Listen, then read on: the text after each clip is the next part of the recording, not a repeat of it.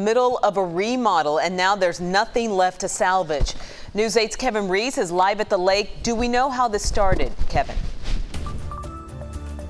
We don't know yet. We know that it started about an hour and a half ago, 2 hours ago, but I can show you what is left of what used to be the old Boondock restaurant here at the Eagle Mountain Lake Marina. Firefighters just working on the periphery of it right now, letting it burn itself out, not trying to put too much water actually into the lake and all the toxic chemicals that would come with it. But at this point, the danger is over. What they're still fighting, however, are these strong winds out here. Let's show you some of the aerials we've had over the last hour or so. They know this started, like I said, about an hour and a half, 2 hours ago on the second floor.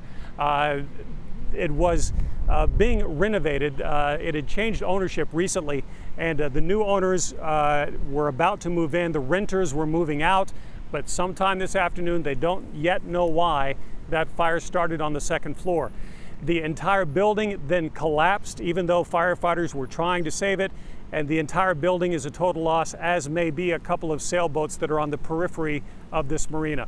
The good news is that the wind was blowing away from most of the marina, so it was not in danger at any time because of the wind, but also because of the wind, embers were blown across the highway toward the dam and started at least a couple of brush fires that they had to put out as well.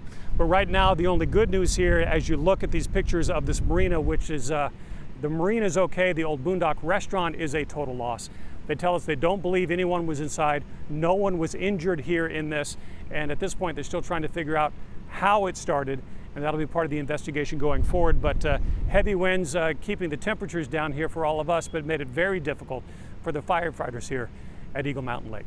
Live at Eagle Mountain Lake Marina, I'm Kevin Reese, Channel 8 News. Back to you. All right, Kevin, glad no one was hurt.